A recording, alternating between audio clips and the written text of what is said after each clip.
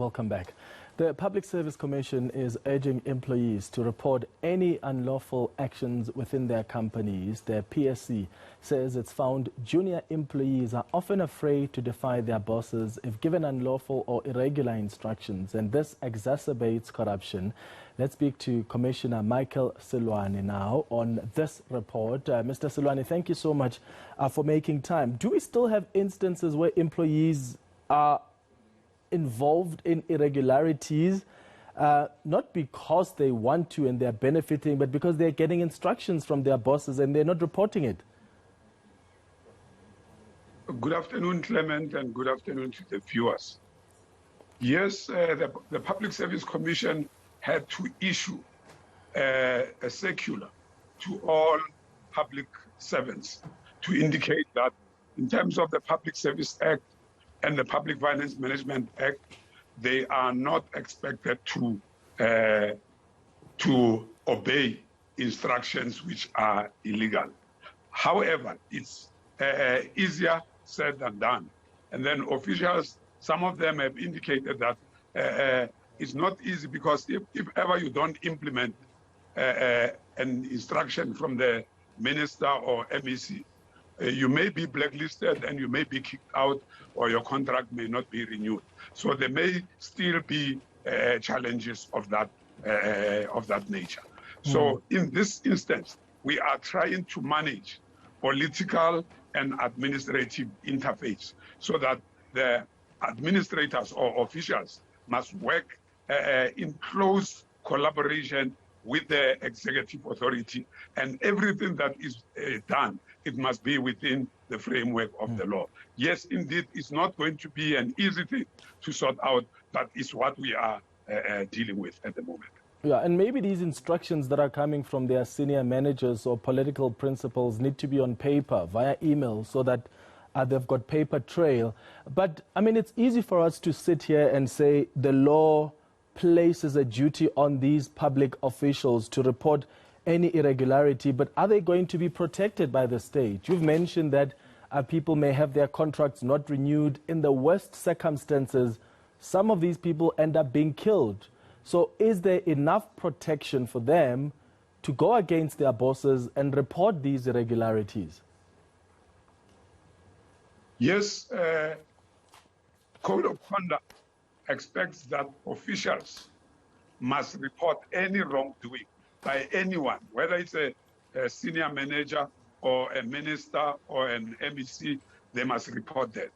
And then when they report, and if they feel that they are under threat of reporting that thing, they should get in touch with the National Prosecuting Authority and with the Special Investigation Unit so that they are protected as whistleblowers. And then if they are needed to give evidence against their seniors, then they need to be protected as witnesses. So the law of protecting whistleblowers and protecting witnesses is there. However, sometimes when illegal instructions come, they don't come in writing, they come verbally, and it's not easy to record a verbal instruction. And if you do it, sometimes it may be difficult even to prove in a court of law that you have recorded your senior about this whole issues. So it's a matter that still, which is delicate and it still needs to be addressed. But the fact remains, witnesses and whistleblowers are protected by law. However,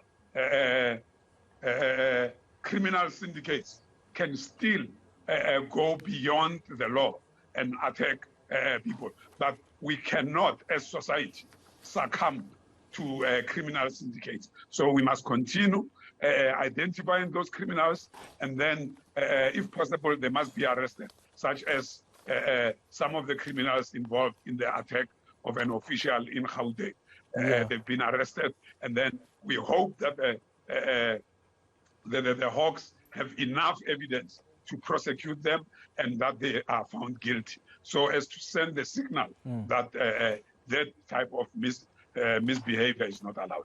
Yeah, some people will argue that the law is not that strong enough. I mean, even the president indicated I think a week ago, in his public letter, weekly letter, that we need to strengthen the laws around whistleblowers. And the problem is, even when the laws are enacted and they are there, the problem is some of these whistleblowers are shunned upon.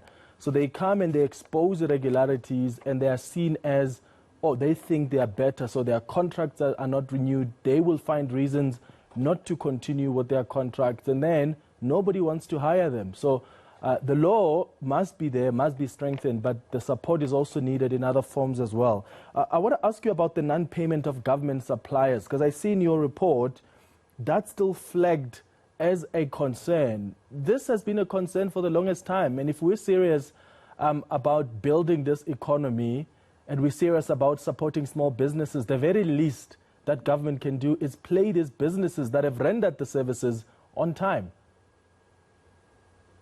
Yeah, Clement, I think if you can look at when we started reporting about 30-day payment, which is about more than a year ago, you'll see that the number of departments which were defaulting were more than 15,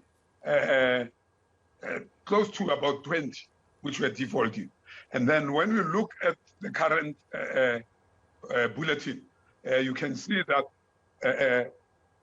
national departments plus national government components have gone down to about 12. So we are really making some inroads.